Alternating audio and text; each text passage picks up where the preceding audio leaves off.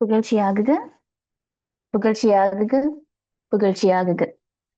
இந்த அருமையான காலை பொழுதுல ஆண்டவருடைய வார்த்தைகளை கேட்கிறதுக்கு நாங்கள் எல்லோரும் இங்க ஒன்று கூடியிருக்கிறோம்.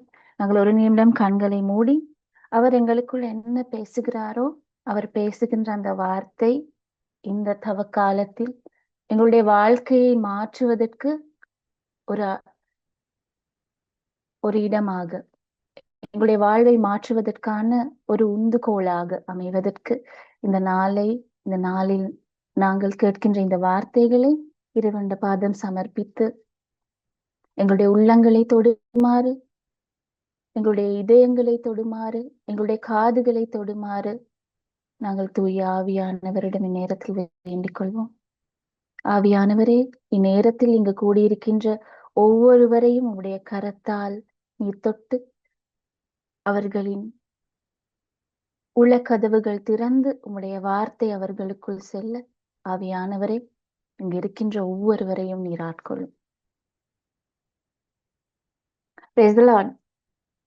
குட் மார்னிங் எல்லோருக்கும்.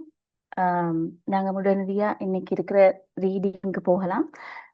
இன்னைக்கு இருக்கிற 2 வாசகங்களும் எங்களுக்கு ஒரு காமன் ஃபேக்டர் என்ன அப்படின்னு நாங்க வாசிச்சு பார்த்தோம்னா, இன்றைக்கு இருக்கிற வாசகங்கள் வந்து தீர்ப்பிடுதலை பத்தி அதிகமா பேசுறதோட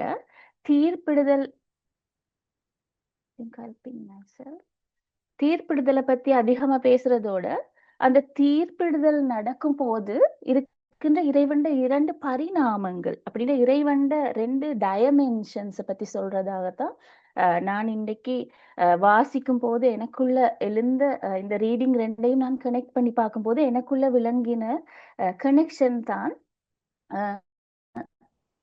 முதலாவது வாசகத்துல வந்து தானியேல் புத்தகத்துல இருக்கிற முதலாவது வாசகத்துல சொல்லப்படுது, சூசன்னா என்கின்ற அந்த அழகான பெண், ஒரு அழகான பெண் இருக்கிறாங்க. அந்த பெண்ணை குறித்து 2 முதியோர்கள் வந்து காமுறுறாங்க. அவங்க ஒரு சந்தர்ப்பத்தை பார்த்து, அவர் ஒரு பேரழகின்னு சொல்லப்படுது, ஒரு சந்தர்ப்பத்தை பார்த்து அவங்க என்ன செய்ய பாக்குறாங்கன்னா, அந்த பெண்ணை தங்களுடைய இச்சைக்கு அடிமைப்படுத்த பாக்குறாங்க.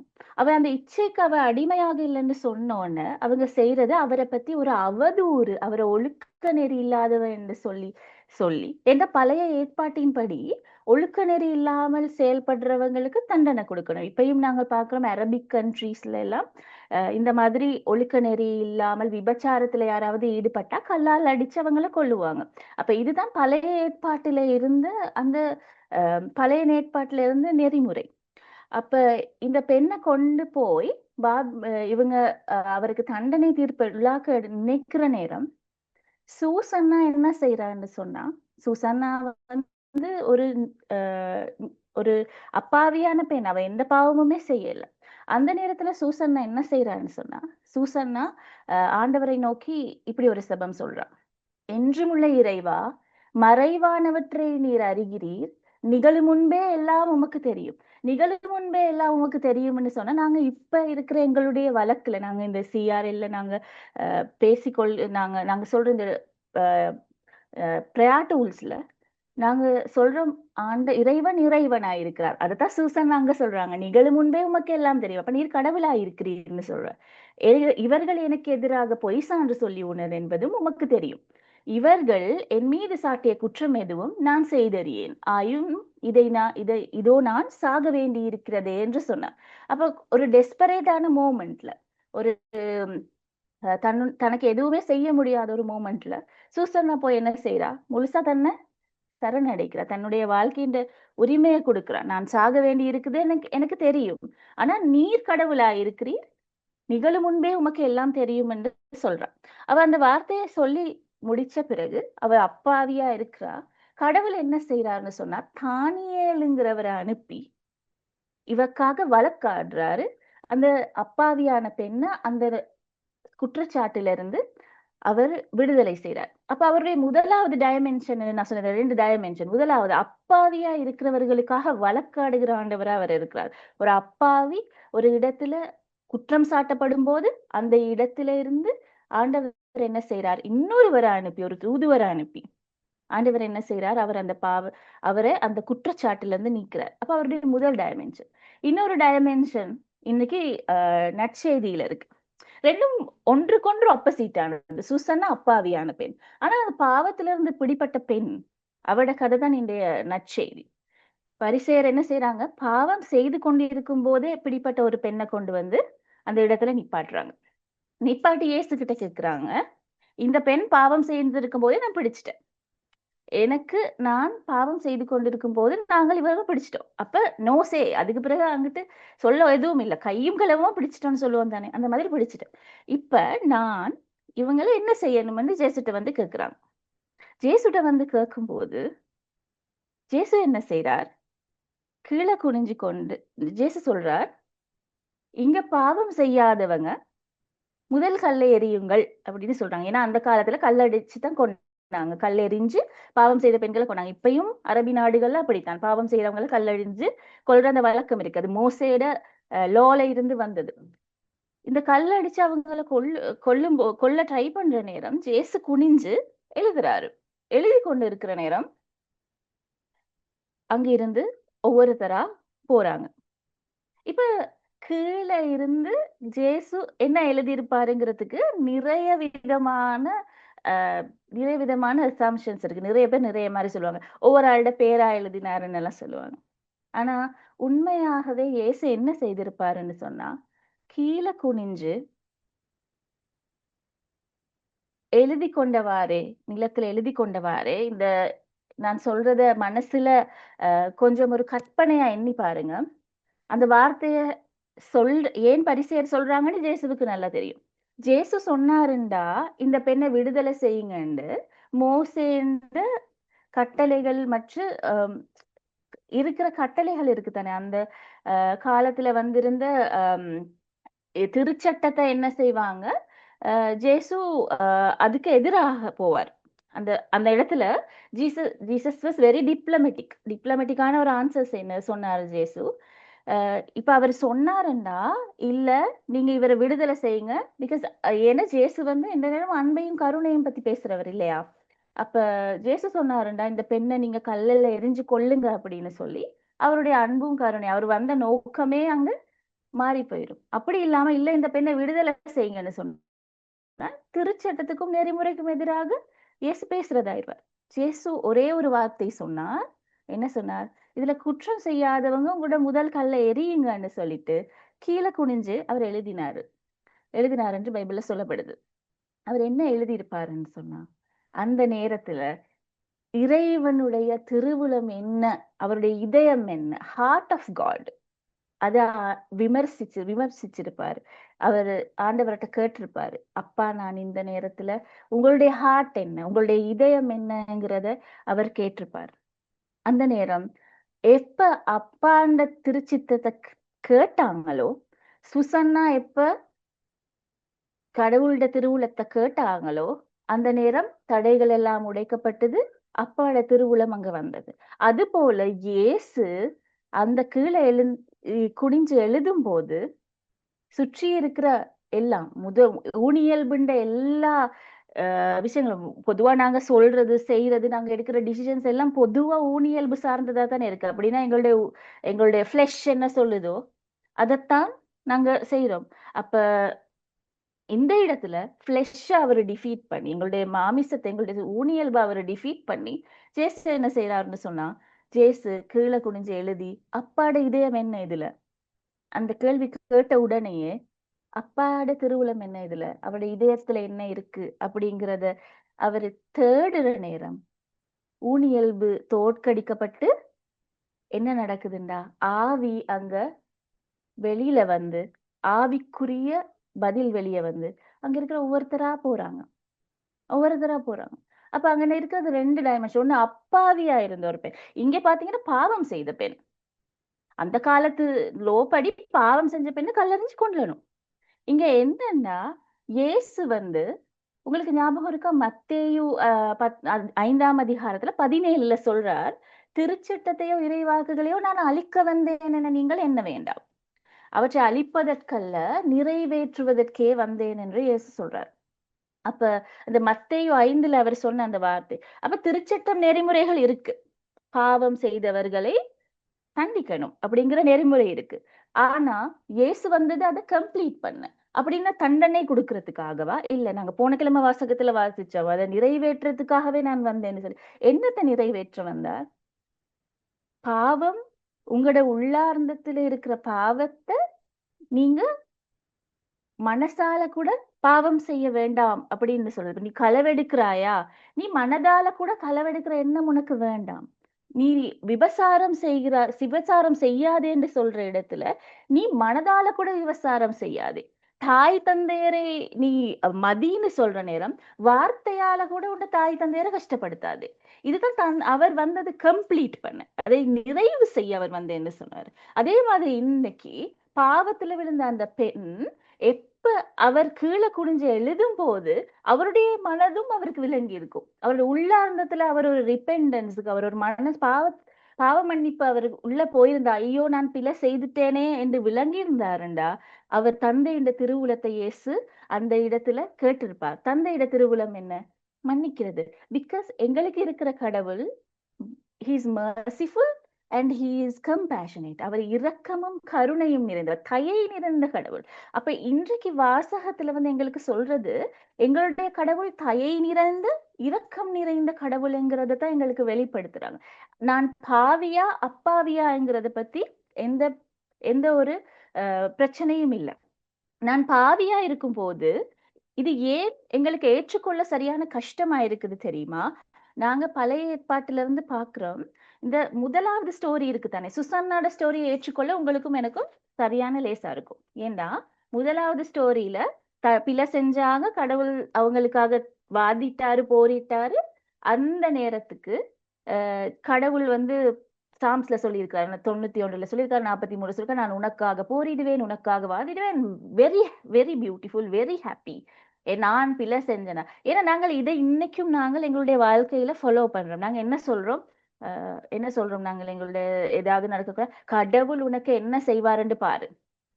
யாருக்காவது எங்களுக்கு பிள்ளை செஞ்ச ஒருத்தனுக்கு வாழ்க்கையில ஏதாவது கெட்டதுன்னு நடந்துட்டா போதும், பாத்தீங்களா கடவுள் என்ன செஞ்சாரு அவனுக்குன்னு சொல்றோமா இல்லையா? இல்ல நாங்க சொல்றோமா இல்லையா எங்களோட வாழ்க்கையில, பாரு அவனுக்கு என்ன நடக்குதுன்னு. ஏன்னா இந்த வெஞ்சன்ஸ் இஸ் மைன் ஒரு வார்த்தை இருக்கு இல்லையா, இந்த பழி வாங்குதல் என்னுடையதுண்டு. இந்த வார்த்தை தான் ஆண்டவரை பத்தி நாங்க புரிஞ்சு வச்சிருக்கிறோம். மேக்சிமம் ஆண்டவரை பத்தி நாங்க அதிகமா புரிஞ்சு வச்சிருக்குது. ஆனா இன்னைக்கு இன்னைக்கு நற்செய்தியில ஆண்டவருடைய இன்னொரு பரிணாமத்தை பத்தி சொல்றாங்க. நீ பாவியா இருந்தாலும் நான் உனக்கு அன்பு செய்யறேன், நான் பாவியா இருந்தாலும் உனக்கு அவ்வளவு அன்பு நிறைந்தவர் எங்களுடைய ஆண்டவர். அவருடைய உள்ளார்ந்தம் அவ்வளவு அன்பு நிறைந்தது. இன்னைக்கு ரீடிங்க நிறைய பேர் தீர்ப்பிடுதலை பத்தி யோசிச்சிருக்கலாம். ஆனா எங்களுடைய தந்தையின் இதயத்தை பத்தி நான் யோசிச்சேன். நான் இதை நான் நினைக்கும் போது எந்த இதயத்துல நான் இந்த இந்த எக்ஸ்பீரியன்ஸை முதல்லையும் நான் உங்களுக்கு சொல்லியிருக்கேன். இந்த தித்வா சூறாவளி வந்த நேரம் எங்களுடைய ஏரியா கம்பல ஏரியா ரொம்ப அதிகமா பாதிக்கப்பட்டது. அந்த நேரத்துல எங்களை சுற்றிலும் பிரச்சனை. அப்படின்னா இந்த பக்கம் தண்ணி, எங்களுடைய வீட்டுக்கு எதுவும் நடக்கல. ஆனா நான் இதை சொல்லியிருந்தேன் மீட்டிங்ல, சொல்லியிருந்தேன் டியூஸ்டே மீட்டிங்ல. எங்களுடைய வீட்டுக்கு பின்னால இருக்கிற ஒரு மலை இருக்கு, அந்த மலை வெடிச்சது. அப்ப எங்களுக்கு ஒரு அன்சர்டனான, ஒரு நிச்சயமற்ற ஒரு நாள் அந்த நாள். அப்ப என்னுடைய உள்ளம் நான் வாழ்க்கையில இத்தனை நாள் பிறந்ததுக்கு ஒரு நாளும் இப்படி ஒரு பிரச்சனையை வாழ்க்கையில நான் கண்டதில்லை. வாழ்க்கையில ஒரு நாள் இயற்கை அனர்த்தம் இல்ல, யுத்தம் இல்ல, எதையும் நான் கண்டதில்லை. இதை நான் காணும் போது இந்த உள்ளார்ந்தத்துல ஒரு பெரிய ஒரு சூறாவளி உள்ளார்ந்தத்துல இருந்தது, என் உள்ளத்துக்குள்ள இருந்தது. நான் இதெல்லாம் போய் பார்க்கும்போது, ஏன் ஆண்டவரே நீர் இப்படி செஞ்சீர், ஏன் கடவுளே நீர் இந்த மாதிரி செய்தீர், இது எனக்கு விளங்கினாலும் நீர் இதை செய்கிறீர் என்று மற்றவங்களுக்கு இது விளங்காத ஆண்டவரை, ஏன் இந்த அப்பாவிகளை நீர் தண்டிக்கிறீர் அப்படின்ற கேள்வியை நானும் கேட்டேன். நான் இதை கேட்கும் போது நான் என்னுடைய உள்ளத்துல என்ன இருந்தது, கடவுள் இஸ் a rageous God. அவர் ஒரு கோபப்படுற, அவர் பழி வாங்குற, பிள்ளை செஞ்சா தண்டிக்கிற கடவுளுங்கிற ஒரு எண்ணம் தான் என்னுடைய மனதில் இருந்தது. ஆனால் நான் என்ன செய்தேன், இதை நான் கேட்க நான் சண்டே மாசுக்கு போனேன். ஒரு 20 பேர் தான் இருந்தாங்க, நிறைய பேருக்கு வர இல்லாத வீடுகளும் போயிட்டது. நிறைய பேர் மண் சரிவு, பாதையில வர இயலாது, எங்க சப்ஸ்டேஷன்ஸ்ல எல்லாம் ஒருத்தரும் வர இல்லை. அந்த நேரம் ஃபாதர் எக்ஸ்பிளைன் பண்ணுறார், இது பாவத்துக்கு கிடைத்த தண்டனையா இருக்கலாம் என்று. அந்த நேரம் என்ற உள்ள கடவுள் பேச தொடங்கினாரு. நான் தண்டனை கொடுக்கிற கடவுள் இல்ல, தண்டனையில கழிக்கிற கடவுள் இல்ல, என் பிள்ளைய தண்டிச்சு கழிக்கிற கடவுள் இல்ல நான். அது பழைய ஏற்பாட்டின் கடவுள். நான் எப்படிப்பட்ட கடவுள் என்றா, என்னுடைய ஒரே மகனை பாவம் செஞ்ச உனக்காக இந்த உலகத்துக்கு அனுப்பினேன். எந்த பாவமும் செய்யாத ஒரு சிம்மாசனத்துல வீற்றிருந்த என்னுடைய மகனை எந்த பாவமுமே செய்யாத பாவியான உனக்காக அனுப்பின நான் இன்றைக்கு ஒரு தித்வா சூறாவளியை அனுப்பி நான் உன்னை தண்டிக்கிறேன் என்று சொல்லுவனா என்ற கேள்வியும், அதற்குள்ள ஆண்டவர் எனக்கு சொன்னது, எங்களுடைய ஆன்மாவை பற்றி அந்த கடவுளுக்கு இருக்கிற ஏக்கம். எந்த பிள்ளை என்னை விட்டு போயிருமோ அப்படின்னு என்ற கடவுளுக்கு இருக்கிற ஏக்கம், இந்த மாதிரியான ஒரு அன்சர்டனான ஒரு நிலை இல்லாத ஒரு உருவாக்கும் போது நாங்க என்ன செய்வோம்னா, ஆட்டோமேட்டிக்கா முன்னால பாக்குறதையோ, என் சொத்தை பாக்குறதையோ, என் படிப்பை பாக்குறதையோ நிறுத்திட்டு நான் மேல பார்க்க தொடங்குவேன். இது எந்த மதத்துக்காலும் காமன். இது கேத்தலிக்ஸ் மட்டும் இல்ல, எந்த மதத்தானவரா இருந்தாலும் இப்படி ஒரு சிச்சுவேஷன் வரக்குள்ள தன்னுடைய கையை மீறின ஒரு விஷயம் நடக்கும்போது அவங்க என்ன செய்வாங்கன்னா, அவங்க மேல பார்ப்பாங்க. கடவுள்ங்கிற ஒரு கிரியேட்டர், நிறைய பேரை சுப்ரீம் லீடர்ன்னு சொல்றாங்க. நானா சொல்வேன் மேல உள்ளவர் தான் சுப்ரீம். அந்த சுப்ரீம மேல நோக்கி பார்க்க தொடங்கினாங்க.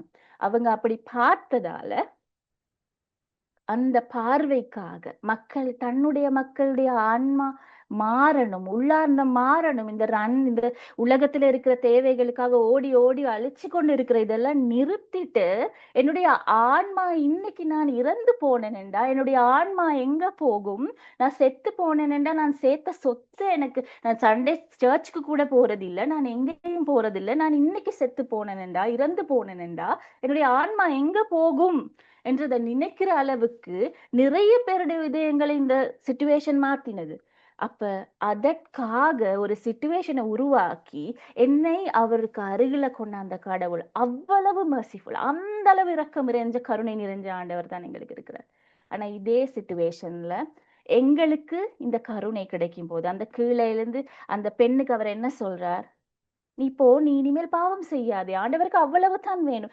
ஏன்னா ஆண்டவர் யாருன்னா, நான் எந்த நாளும் சொல்ற மாதிரி அந்த ஊதாரி பிள்ளை உவமையில இருக்கிற கையை நீட்டி கொண்டு நான் வரணும் என்று, திரும்பி வரணும் என்று நினைக்கிற அந்த நொடியில எனக்காக காத்து கொண்டிருக்கிறவர் தான் கடவுள். அதே மாதிரி இன்னைக்கு நாங்கள் இந்த முகங்கள் 3-4 முகங்களை நாங்கள் பார்க்கிறோம். நாங்க எல்லா இடத்திலையும் எனக்கு அந்த இரக்கமும் கருணையும் கிடைக்கும் போது ரொம்ப சந்தோஷமா இருக்கிற மாதிரி, எனக்கு பிழை செய்தவனுக்கு, எனக்கு தவறு செய்தவன், நான் தீர்ப்பிடுறேன். நானும் பரிசேயன் மாதிரி தீர்ப்பிடுறேன். அவன் நல்லவன், இவன் கெட்டவன், இவன் எனக்கு இதை செய்தான். சில நேரம் ஃபேரா இருக்கலாம், சில நேரம் அது நியாயமாவும் இருக்கலாம். எனக்கு எதிராக அவன் பிழை செய்தான், எனக்கு எதிராக அவன் பேசினான், இப்ப எனக்கு அவன் மேல கோபம் இருக்கலாம், என்னுடைய காணி வளவை பிடிச்சு கொண்டான், அவன் மேல கோபம் இருக்கான், இந்த திருமணத்தை வீணாக்கினான், அவன் மேல கோபம் இருக்கலாம், ஃபேர். ஆனால் இன்னைக்கு என்னுடைய ஆண்டவர் சொல்றார், அன்னைக்கு எப்படி அந்த அப்பாவி பெண்ணை காப்பாத்தினாரோ அது போல அந்த பாவி பெண்ணையும் காப்பாத்தினாரு. 2 பேருக்கும் அவருடைய இரக்கமும் கருணையும் காமன் ஆனது போல நாங்க 3வது முகத்துல சொல்றோம், அவர் என்னுடைய தந்தை. அப்படி என்னுடைய அப்பா, அவர் என்னுடைய அப்பாவா இருக்கிறார்னு சொல்றோம். அப்பாவா இருக்கும்போது உங்களுக்கும் எனக்கும் மட்டுமல்ல, எனக்கு பிழை செஞ்சவண்ட அப்பாவாவும் இருக்கிறார், என் காணியை பிடிச்சு கொண்டவண்ட அப்பாவாவும் இருக்கிறார், என்னை அவதூறு பேசினவண்ட அப்பாவாவும் இருக்கிறார், என்னை கஷ்டப்படுத்தினவண்ட அப்பாவாவும் இருக்கிறார், என்னை நடுத்தருவில் விட்டுட்டு போனவண்ட அப்பாவாவும் இருக்கிறார், என் தொழிலுக்கு பிரச்சனை ஏற்படுத்தினவண்ட அப்பாவாவும் இருக்கிறார், என்னுடைய குழந்தைகளோட வாழ்க்கையை வீணாக்கினவண்ட அப்பாவாவும் இருக்கிறார். அவர் அப்பாவா இருக்கிறார். இன்றைக்கு நாங்க உணர வேண்டியது, எல்லா விஷயத்திலையும் எல்லா இடத்திலையும் அன்னைக்கு தித்வா சூறாவளி நடக்கும் போது எப்படி நாங்க தந்தையுடைய இதயத்தை நோக்கினோமோ, எப்படி இயேசு அந்த பிரச்சனைகளுக்குள்ளாகவும் தன்னுடைய ஊனியல்ப தோக்கடிச்சு எவ்வாறு தூய ஆவி இந்த செயலை வெளியே கொண்டு வந்தாரோ, அது போல நானும் இன்றைக்கு அவர் என்னுடைய எதிரியிடதும் தந்தையா இருக்கிறார் என்றதை உணர்ந்து நாங்கள் இன்னைக்கு ஒரு ரிப்பென்டன்ஸுக்கு போகத்தான் ஆண்டவர் எங்களை இன்னைக்கு அழைக்கிறார். நாங்கள் நிறைய இடத்துல பாவம் செஞ்சு எங்களுக்கு மன்னிப்பு கிடைக்கும் போது சந்தோஷப்படுற நாங்க, நிறைய நேரத்துல எங்களை சுத்தி இருக்கிறவங்களுக்கு அதே மன்னிப்பு கிடைக்கும் போது, நான் இப்ப சொன்னேன்டா, நீ ஏதாவது ஒரு பிழை செய்யும் போது உங்களுக்கு எதிரா உங்களை யாராவது அரைஞ்சிட்டாங்கன்னு வைங்களேன், உங்களை அறைந்தவரை அந்த நிமிடத்தில் உங்களை விட ஒரு படி அதிகமாக ஆண்டவர் அன்பு செய்வார். இதை ஏற்றுக்கொள்ள முடியாமல் இருக்கலாம். ஆனால் ஆண்டவர் இன்னைக்கு சொல்றார், அந்த பாவி பெண்ணை மன்னிச்ச நான் இன்றைக்கு உங்களையும் மன்னிக்க காத்திருக்கிறேன். எப்படி? நான் உணரணும், என்னுடைய சகோதரன், என்னுடைய சகோதரி, எனக்கு பிழை செஞ்சவன் என்னுடைய தந்தை, என்னுடைய அப்பாவின் பிள்ளை. அவரையும் என்னுடைய தந்தை அன்பு செய்கிறார் என்பதை உணர்ந்து, இன்றைக்கு நாங்கள் எந்த சூழ்நிலையில வேணாலும் இருக்கலாம். எங்களுக்கு பிழை செஞ்ச நிறைய பேர் இருக்கலாம். அவங்களை நாங்க வெறுக்கலாம். ஆனா ஆண்டவர் முன்னால் அவருடைய இதயம் என்ன? அந்த சிச்சுவேஷன்ல அதுக்கு அவருடைய இதயம் என்ன என்பதை தெரிஞ்சுக்கொண்டு, இந்த ஆசீர்வாதமான காலத்துல, இந்த தவ காலத்துல எனக்கு பிழை செய்தவனையும் மன்னிக்கிற அளவுக்கு என்னால முடியுமா? என்னுடைய ஊனியல்பை தோக்கடிச்சு எனக்கு இருக்கிற கோபம், ரேஜ் எல்லாத்தையும் தூக்கி வீசிட்டு என்னால முடியுமா? என்னுடைய ஆண்டவர் சொல்ற மாதிரி அவர் அப்பா என்பதை உணர்ந்து கொண்டு, என்னுடைய எதிரிக்கும் அப்பா என்பதை உணர்ந்து கொண்டு, தீர்ப்பிடுறது ஒரு பக்கம் வைத்துட்டு, அப்பாட இதயத்தை என்ன, நீங்க அவரை மன்னிக்க சொல்றீங்களா அப்பா? இல்ல நீங்க அவரை திருப்பி அவரோட பேச சொல்றீங்களா? எங்களுடைய வாழ்க்கையில இந்த மாற்றத்துக்காக இன்னைக்கு ஆண்டவர் அழைக்கிறார். அப்படி ஒரு ரிப்பெண்டன்ஸ், ஒரு மனஸ்தாபத்துக்கு, ஒரு பெரிய மன மாற்றத்துக்கு இன்னைக்கு உங்களையும் என்னையும் ஆண்டவர் அழைக்கிறார். அந்த கதைகள் மூலமாக எங்களுக்கு கிடைக்கிற அதே கருணையும் இரக்கமும், நான் பாவம் செய்யும் போது எனக்கு கிடைக்கிற அதே மன்னிப்பும் அதே கருணையும் எனக்கு பிழை செய்கிறவனுக்கும் கிடைக்க வேண்டும் என்கிறத எண்ணுறதோட, அவனுக்கு கிடைக்கும், அவனுக்கு கிடைக்கிறத நான் அப்ரூவ் பண்றதுக்கு, அப்பாட இதயத்தை தேடுறதுக்கு, seek the heart of the father, அதுக்கு நான் இன்று என்ற உள்ளார்ந்தத்தை மாற்றிக்கொள்ள இன்று ஆண்டவர் இன்றைய நாள்ல அழைக்கிறார். நாங்க தயாரா அதை செய்யறதுக்கு தயாரா இருந்தால், இன்னைக்கு உங்களோட எல்லாத்துக்கும் நான் சொல்றேன், இந்த ஒரு கிழமை இருக்கிறது தொடர்ந்து, அந்த இருக்கிற கிழமையில இந்த மாதிரியான மன்னிக்க முடியாதவர்கள் இருந்தால் அவர்களுடைய தந்தைங்கிறத உணர்ந்து கொண்டு அவங்களுக்கு மன்னிப்பு கொடுக்கிறது மட்டும் இல்லாமல், ஒரு பாவ சங்கீர்த்தனத்துக்கு சென்று அப்பாண்ட இதயத்தை அதுக்குள்ள நோக்கி மாமிசத்தை ஊனியல்ப தோற்கடிச்சு எங்களுடைய ஆன்மாவை தூய ஆவிய வெற்றி அடைய செய்யற மக்களாக நாங்க மாறுவோம். புகழ்ச்சியாகுக, புகழ்ச்சியாகுக, புகழ்ச்சியாகுக.